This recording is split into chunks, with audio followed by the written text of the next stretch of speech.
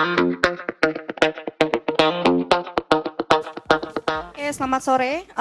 Senang sekali bisa kumpul di sesi panel diskusi ini.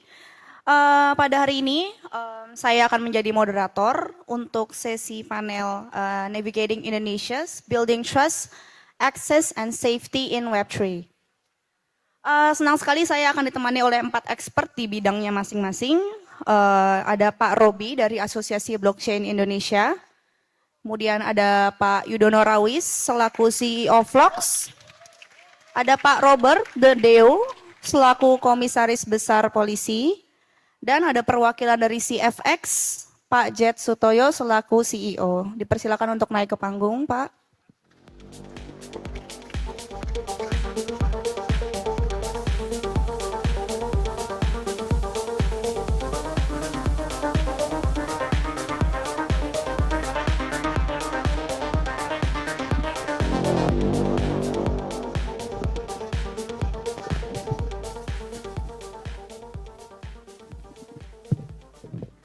Oke, jadi sesuai sama judul panelnya ya, Building Trust, Access, and Safety in Web3 di Indonesia. Jadi kata kuncinya saat ini adalah ada trust, akses, dan ada safety. Nah, sebenarnya kalau dari trust, kepercayaan itu tuh bisa dilihat dari tingginya adopsi kripto di Indonesia. Jadi berdasarkan report dari Chainalysis, memang Indonesia itu masuk ke dalam kategori top 3 crypto adoption secara global. Nah, yang mana kepercayaan yang tinggi itu pasti didukung dengan para pemain industri, asosiasi, dan regulator yang bekerja sama untuk membentuk akses bagi para pengguna. Nah, adanya akses sama kepercayaan itu tuh sebenarnya sangat harus didukung dengan adanya keamanan, yang mana merupakan hasil kerjasama juga antara regulator, asosiasi, dan para pelaku industri. Nah, kita coba mulai diskusinya sama para ahlinya di sini ya. Gimana Bapak-Bapak ini, apa kabar? Oke, kita langsung aja ke pertanyaan pertama. Jadi para hadirin di sini bisa agree or disagree. Jadi mungkin nanti di akhir panel bisa diskusi sama-sama terkait masih dalam menavigasi industri kripto di Indonesia ya. Oke, pertanyaan pertama untuk semua, sebenarnya saya penasaran sih gimana dari masing-masing expertise di sini, bagaimana kondisi perkembangan industri kripto di Indonesia dan apa sih tantangan bagi masing-masing lembaga? Mungkin bisa dimulai dari Pak Robi, silakan. Oh, dari, oke, silakan.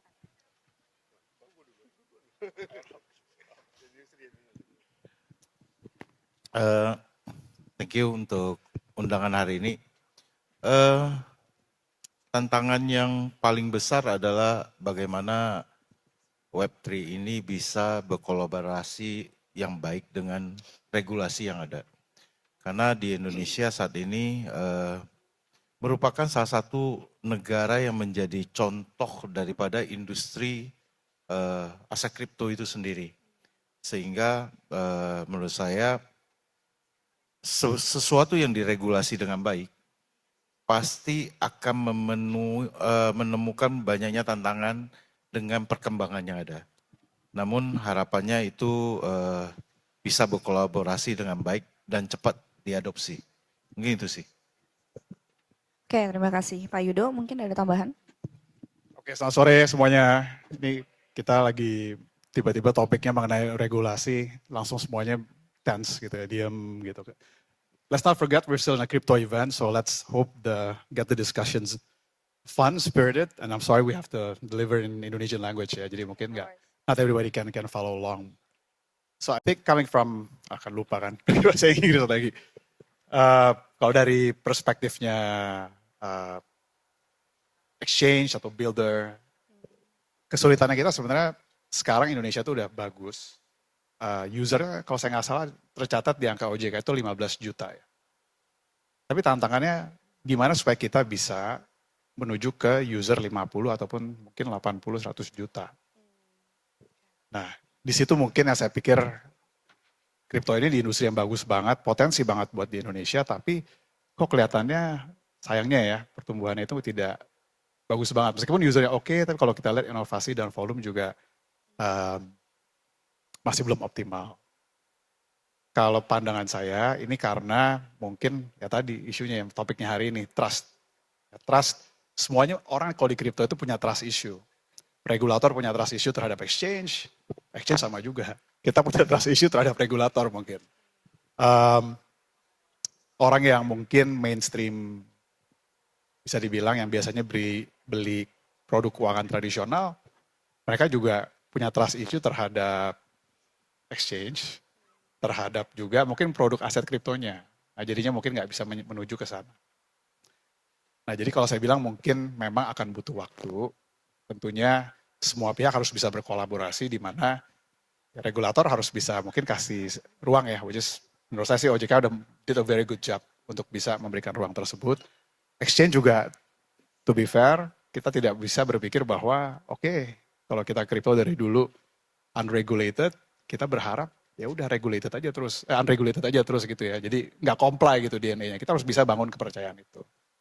Jadi itu ya mungkin isunya trust, kelihatannya memang masih butuh waktu sih untuk bisa ujungnya melakukan inovasi yang baik dan juga mendorong pertumbuhan industri yang baik juga. Oke, jadi karena masing-masing mungkin punya trust issue, jadi memang paling benar untuk membangun kolaborasinya ya antar pihak ya. Oke, kalau dari Pak Robert, dipersilakan. Selamat sore. Saya mungkin menyampaikan singkat dari aspek saya yang mungkin agak sedikit nyeleneh di area ini gitu kan. Karena saya tampil atau hadir dari penegak hukum. Prinsipnya kami berusaha untuk sedini mungkin berteman, bergaul dengan teman-teman di industri ini dan sudah kita coba beberapa tahun. Jadi ini mungkin juga sudah event co-invest yang kesekian yang kami diundang dan diajak untuk berdiskusi. Misinya bagi kami satu, bagaimana kami mampu semaksimal mungkin melindungi, menjaga supaya tidak ada yang dirugikan. Tentu saja dari aspek penegakan hukum. Perspektif saya, perspektif kami adalah melihat kita menjaga. Yang pertama, jangan sampai industri ini kemudian terkait atau menjadi subjek dari sebuah kejahatan atau crime. Yang kedua, jangan sampai industri ini, baik pelaku industri maupun customers itu juga menjadi korban dari kejahatan. Yang ketiga, kita juga menjaga jangan sampai industri ini dimanfaatkan atau dijadikan sarana untuk melakukan kejahatan. Itu perspektif yang setidak-tidaknya secara singkat bisa kami sampaikan. Nah, itulah yang terus-menerus kita jaga dengan komunikasi dan bergaul bersama teman-teman untuk mengikuti perkembangannya sehingga kita bisa secepat mungkin, sedini mungkin mengantisipasi itu sehingga mudah-mudahan masuk ke isunya, kita bisa sama-sama punya kepercayaan, saling trust, saling jaga keberlangsungan maupun keberlanjutan dari industri ini. Itu mungkin dari saya. Oke, terima kasih Pak Robert. Chat, silakan. Ya, mungkin kalau dari saya, tantangan terbesar yang saya lihat di industri kripto ini adalah bagaimana caranya kita bisa memperbesar kue. How do we create a bigger pie for the industry, for the crypto industry in Indonesia. Jadi saya memang berharap dan saya rasa teman-teman di industri juga berharap kita dapat mengembangkan use case yang jauh lebih banyak dibandingkan hanya trading ataupun spekulasi. Kami melihat masa depan penggunaan teknologi ini dapat dikembangkan ke berbagai macam kegunaan. Apakah itu nanti ke depannya untuk pembayaran, walaupun saat ini belum diperbolehkan. Apakah itu nantinya untuk tokenisasi dari real world assets, ataupun kemungkinan borrowing dan lending dengan kolateral kripto. Jadi kami melihat memang masih banyak sebenarnya use case yang belum di-unlock di Indonesia. Nah, dalam konteks tersebut kita juga harus selalu ingat bahwa dengan adanya regulasi sudah jelas ada pagar-pagar di Indonesia di mana kita bisa bermain di dalam sebuah taman. Nah, dan saya berharap taman ini makin lama makin berkembang, pohon-pohonnya ataupun bunga-bunganya. Tapi kita juga harus tetap berinovasi di dalam pagar tersebut. Dan mungkin menyambung dari Pak Robert, kita jangan sampai keluar dari pagar-pagar yang sudah ada ya Pak. Kira-kira gitu. Oke, terima kasih Pak Jet. Oke, pertanyaan selanjutnya ini sebenarnya ditujukan untuk Bapak Robert ya. Cuman mungkin kalau yang lain mau jawab, monggo. Nah, kira-kira Pak, apa sih tantangan dalam mengidentifikasi atau menindaklanjuti kejahatan di industri kripto nih? Yang mana kan sebenarnya banyak yang bersifat anonim dan lintas negara. Silakan. Oke, mungkin sebelum masuk ke sana, saya mungkin memberikan sedikit gambaran. Sampai saat ini yang kami pantau, yang kami amati, yang berkembang dari sisi penegak hukum atau kejahatan adalah dimanfaatkannya. Dimanfaatkannya industri kita, industri ini menjadi sarana kejahatan. Saya memotretnya dari aspek khususnya dari aspek kejahatan terkait dengan pencucian uang. Itu yang menjadi tantangan kita saat ini. Jadi beberapa pelaku kejahatan mulai memanfaatkan, menggunakan sarana industri kripto sebagai sarana untuk melakukan pencucian uang. Even dia untuk menempatkan ataupun menyamarkan. Nah ini baru related dengan tadi yang Mbak moderator tanyakan. Kemudian tantangan kita adalah bagaimana kemudian kita bisa mengidentify. Plus karena ini sifatnya borderless, maka kita punya tantangan berikut untuk bagaimana kita men-trace atau mengidentify terkait dengan transaksi-transaksi yang lintas negara. Itu tantangan yang memang kami hadapi saat ini. Namun puji Tuhan dengan semaksimal mungkin kembali kepada trust dan kepercayaan kita juga dengan kerjasama kolaborasi kita dengan teman-teman baik di industri maupun sesama regulator. As long as kita punya visi yang sama untuk menjaga industri ini safe, maka puji Tuhan sampai saat ini sih beberapa case yang kita tangani solve. Terima kasih sekali lagi buat bantuannya teman-teman yang kooperatif, karena kita misinya sama, sama-sama menjaga. Dan demikian juga di jajaran kami, di jaringan kami di penegak hukum internasional. Saat ini isu-isu tentang crypto transaction juga sudah mulai diangkat, sudah mulai kita bahas di penegak hukum di internasional. Beberapa kerjasama, beberapa komunikasi dan kolaborasi kami dengan teman-teman dari penegak hukum di luar negeri, baik melalui forum Interpol, teman-teman di Regional Police Association, Asianapol, kemudian juga kerjasama kami dengan antar penegak hukum, antar polisi atau P2P, Police to Police Cooperation juga sudah mulai kita kuatkan terkait khususnya terkait dengan aset dengan isu identifikasi maupun transaksi lintas negara ini tadi. Oke, terima kasih Pak Robert. Ada yang mau menambahkan? Cukup ya, oke. Aku move ke pertanyaan selanjutnya untuk semua. Nah, kira-kira tuh udah sejauh mana sih koordinasi antar para lembaga dalam mengawasi atau menindaklanjuti pelanggaran di Web3 gitu? Silakan.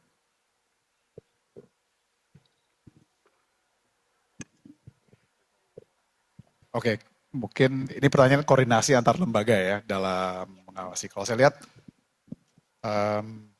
sekarang koordinasinya itu masih, terutama saya harus kasih kredit untuk OJK ya, di mana transisinya itu bagus sekali. Mereka bisa dibilang tuh melakukan pendekatan soft landing. Mereka bisa mengerti dulu daripada mungkin bisa dibilang memberikan ini ya banyaknya restriction.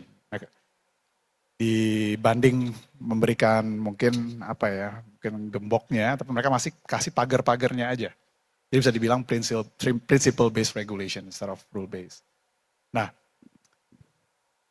sebenarnya bagus di mana industri kripto itu memang bertumbuh dengan cepat dan besar, tapi jadinya kami mungkin kebetulan saya juga di asosiasi semakin mendapat perhatian dari seluruh, saya pikir institusi ya, dan pun mungkin regulator dan ya institusi dari pemerintahan. Mulai dari di tempatnya Pak Robert, terus juga dari PPATK, Bank Indonesia, KPK malah semuanya kita sering dapat panggilan asosiasi dan juga exchange. Nah, kalau saya lihat ya tentunya sih kita hanya sekali lagi ya mungkin kami asosiasi dan juga saya pun di platform kalau memang ada regulator dan makanya kita harus comply. Nggak bisa untuk kita nggak comply. Itu namanya memang kalau dia berizin dan diawasi oleh OJK dan pemerintah seperti itu. Tentunya harapannya nanti bisa lebih ada sinergi ya. Kita juga sempat mengusulkan ke OJK juga, kalau bisa diadakan koordinasi antar lini, tadinya maunya di Coinvest ya, kita kumpulin semuanya bareng-bareng, ngobrol, reportingnya mau seperti apa. Tapi kelihatannya akan dilanjutkan lagi nanti di Jakarta. Harapannya juga selain untuk ini ya, koordinasi untuk mengawasi dan mengatur tadi ya, dari koordinasi tersebut bisa tercipta adanya inovasi. Contohnya kalau misalnya tadi Pak Jad bilang payment, itu kan sebenarnya koordinasinya dengan Bank Indonesia. Terus saya pikir kayaknya kurang di-involve ya dalam diskusi ini. Nah, mungkin seperti ini masih bisa lebih baik lagi nanti ke depannya. Oke, jadi memang involvementnya bertambah ya, berarti ya ada yang dari Bank Indonesia, PPATK, dari KPK, jadi semakin seru lagi lah ya sinerginya semoga ke depannya. Nah mungkin ada tambahan dari Pak Robert dan Pak Jet, silakan. Oke, kalau bicara koordinasi, pendapat saya tuh ada dua. Yang pertama, kuncinya kan tetap communication. Kita nggak mungkin berkoordinasi kalau kita nggak punya komunikasi yang baik. Nah, komunikasi itu buat saya setidak-tidaknya ada dua. Satu, kita bicara tentang formal coordination, formal communication. Yang kedua, informal communication. Sometimes, somehow, the informal one is better. Itulah yang kemudian tadi saya sampaikan di awal. Daripada begitu kita sudah tumbuh jadi gadis cantik, baru kemudian saling naksir, saling lirik. Kami mencoba beberapa waktu yang lalu, sejak ini mulai tumbuh, kita sudah mulai berteman, sudah mulai kenal. Supaya apa? Supaya kalau ada apa-apa, setidak-tidaknya kita punya komunikasi yang baik. Dan ini yang terus kita dorong. Nah, dari situlah kemudian kita saling berkumpul bersama. Saya juga menularkan, artinya saya juga mengajak teman-teman dari government section, teman-teman di KPK, teman-teman di PPATK, teman-teman di OJK, teman-teman di kejaksaan, dalam forum-forum yang kemudian kita undang teman-teman dari industri untuk sharing, untuk cerita tentang bagaimana industrinya, sehingga setidak-tidaknya kita memulai itu dengan saling mengenal dulu. Harapan kami adalah kalau kita saling mengenal, maka akan meminimalisir adanya yang tadi Om sempat sampaikan kan gitu kan. Nah, itu bisa saling lebih terbuka. Sehingga kalau ada apa-apa, kita lebih mudah untuk saling berkomunikasi dengan lebih soft dan lebih informal gitu, lebih lugas. Nah, baru kemudian dalam proses-proses yang memang menuntut adanya koordinasi formal, baru kemudian kita susun itu. Tapi menerimanya sudah dengan sama-sama dengan perspektif yang sama. Bahwa ini jalan formal, koordinasi formal ini memang kita lakukan untuk sesuatu yang memang wajib kita lakukan. Demikian mungkin. Yes, oke. Berarti memang kalau visinya udah sama, tinggal butuh komunikasinya dan bisa dalam bentuk yang lebih rileks mungkin ya. Jadi lebih akrab satu sama lain gitu antar para pelaku industri. Nah, kalau dari Pak Jet, mungkin bisa sampaikan koordinasinya seperti apa? Iya, mungkin dari kami karena memang tahun ini penuh dengan fokus terhadap transisi dari regulator kami.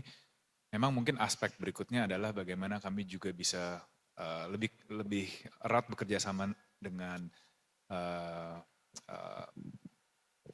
counterpart dalam penegakan hukum agar dapat lebih antisipatif untuk memastikan bahwa beberapa aktivitas-aktivitas yang tidak diinginkan tidak terjadi di industri kita. Jadi mungkin itu memang menjadi sebuah harapan untuk memperbaiki industri kami. Kira-kira gitu. Oke, terima kasih. Oke, pertanyaan selanjutnya untuk Pak Jet lagi mungkin ya.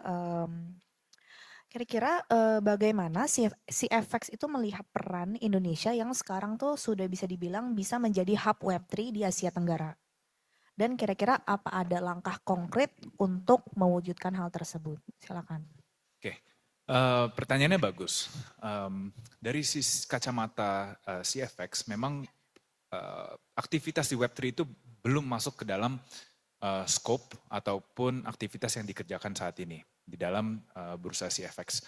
Karena memang bursa CFX itu masih di tahap crypto 1.0 lah, masih di dalam scope centralized platform. Dimana kan kita semua tahu Web3 itu merupakan decentralized wallets yang berpartisipasi langsung dengan decentralized apps. Nah, pertanyaannya mungkin yang lebih bagus adalah gimana ke depannya regulasi dapat memastikan bahwa Web3 itu tetap berkembang, tetapi ada aturan main yang jelas bagi pelaku-pelaku Web3. Nah, ini mungkin sesuatu yang akan lebih sering kita bicarakan dengan pihak regulator kami, OJK, ataupun dengan instansi-instansi lain. Dan memang saya berharap kita menyiapkan sebuah wadah regulasi yang positif untuk bisa memastikan bahwa Web3 itu terus berkembang dengan cepat. Mungkin masukan saya kayak gitu kali. Terima kasih. Tapi sebenarnya memang permasalahan antara decentralized sama centralized ini memang sudah jadi perbincangan yang lama ya. Karena kan kayak sebenarnya jika ada involvement yang sangat tinggi misalnya dari pihak regulator, berarti mungkin bisa jadi nggak imbang tuh ya antara centralized sama centralized. Nah, kira-kira kalau dari Pak Robi selaku asosiasi, apakah ada mungkin apa pernah ada perbincangan dengan para regulator terkait meresponi dari isu yang Pak Jat sampaikan? Mengenai Web3, Mungkin mengenai dari kan tadi pertanyaan bagaimana kalau misalnya Indonesia menjadi hub Web3 gitu ya. Nah, cuman kan tadi balik lagi mungkin regulasinya yang harus disesuaikan ya terkait centralized dan decentralized-nya gitu, Pak. mengenai Web3 sebenarnya tidak akan terlepas dengan yang centralized ya. Karena bagaimanapun muter-muternya, selama begitu masuk ke Indonesia, sudah pasti akan bersentuhan dengan fiatnya. Sudah pasti akan bersentuhan yang namanya centralized. Jadi pastinya kalau ditanya di Indonesia akan sangat membutuhkan Web3, sudah pasti. Begitu banyak dorongan dan proyek-proyek yang sudah diterima oleh OJK melalui regulasi sandbox. Jadi harapannya dengan ada aturan yang dibuat ini bisa memberikan ruang yang lebih luas. Pastinya dengan masa setelah transisi Bapepti ke OJK ini baru berjalan 6 bulan, soft landing masih terus berjalan. Harapannya begitu mulai ada pengaturan yang baru, perapian-perapian dari mekanisme sekarang di Indonesia kita baru bisa jual beli, pengiriman dan penerimaan aset, kemudian lagi masa adanya perps, perpetual yang lagi berjalan. Harapannya ke depannya ini semua ruang lingkup kan pasti akan dibuka. Namun pada prinsipnya yang ingin kita di Indonesia bangun adalah pohon yang cukup kokoh, yang berakar kuat, tidak hanya dibangun dengan landasan yang akarnya tidak cukup kuat. Mungkin di situ sih. Oke, terima kasih Pak Jet dan Pak Robi. Untuk Pak Yudo, dari sisi builder, kira-kira bagaimana caranya menemukan balance antara mematuhi regulasi dengan tetap ikut serta dalam mengembangkan inovasi? $1 million question ya. Terus saya, ya tapi terus terang kalau di dunia kripto ataupun mungkin startup, pikirannya yang gampangnya kita bikin produk yang user mau. Everybody wish that the world is that simple kan. Tapi sekarang masalahnya memang regulasi itu ada dan kita harus patuhi sebagai izinnya. Jadi dan terus terang sebagai founder dari license exchange nggak ada pilihannya. Jadi kalau menurut saya, gimana caranya untuk bisa balance untuk inovasi? Satu, kalau ada peraturan ya harus comply. Sesimpel itu aja. Kan tadi saya bilang pertama, isunya untuk tantangan di Indonesia itu apa adalah trust. Trustnya itu bukan hanya dari regulator ke kita aja. Kita ke mereka juga sama. Dan dengan demikian, ya kita harus mainkan tanggung jawab untuk bisa bangun trust tersebut. Karena kalau misalnya mindsetnya masih harus, ya udah kita nggak patuh deh, kita cari work around-nya, selalu kayak gitu kan. Di industri yang memang, maaf, mungkin use case-nya banyak yang kurang bagus gitu ya. Dulu pas awal, jadinya sulit gitu, mau kemana-mana. Nah, saat trust-nya itu udah ada tentunya, kalau inovasi kita harus coba dulu. Tapi cobanya bukan jalanin dulu kan. Cobanya, oke, kita mau seperti ini, dialog dengan regulatornya. Ini loh Pak, misalnya kita mau bikin tokenisasi. Di OJK ada tuh, yang Pak Robi tadi sudah sampaikan, ada yang namanya sandbox gitu ya, jadi kita bisa inovasi. Dua, di Indonesia baru juga di-approve ada crypto fund. Ya, mungkin awalnya masih simple, tapi nantinya pelan-pelan harapannya kita 12 bulan ada peraturan yang lebih clear mengenai crypto fund. Misalnya tadi dibilang untuk yang soal kue ya, untuk expanding the cake gitu. Bank Indonesia sekarang pasti orang bilangnya nggak boleh, Bank Indonesia anti kripto. Seperti itu kan. Tapi kalau kita nggak coba ketok pintu di situ, gini loh Pak, produknya, tapi dan kita juga punya KYT, kita juga ada KYC-nya, preventive action-nya seperti ini. Jadi sekali lagi ya, kita tetap harus pertama-tama DNA-nya comply. Itu nomor satu. Kedua, coba push dialognya, jangan nyerah, coba terus ujung-ujungnya harapannya ini bisa goal juga lah. Ya sih tetap semangat aja kalau misalnya mau push innovation di Indonesia. Oke, terima kasih banyak Bapak Ibu. Boleh nambahin dikit Dan nggak? para Satu aja. hadirin, apa? Nambah komentar dikit ya, 1 menit. Boleh, silakan. 1 menit aja. Tadi karena Mas Yudo ingetin saya soal itu, terkait dengan inovasi dan tadi, Bang. Kami dulu pernah diskusi bahwa menurut saya perkembangan ilmu dan teknologi itu adalah bagian dari hasil buah pikir, dari akal dan budi. Akal budi inilah yang menjadikan inovasi itu menjadi baik. Jadi as long menurut saya, as long inovasi itu dibuat untuk sebuah kebaikan, untuk sebuah tujuan baik, dalam nama Tuhan, regulasi tidak akan membatasi. Kesimpulannya tadi terakhir Mas Yudo sampaikan. Bagaimana kemudian kita mendorong teman-teman untuk berinovasi yang bertanggung jawab. Terima kasih. Terima kasih Pak. Oke, sebenarnya masih banyak pembahasan yang seru untuk dibahas, cuman sayang sekali waktunya sudah habis. Jadi terima kasih untuk para speaker dan para hadirin yang ada di sini. Semoga bisa bertemu di lain waktu.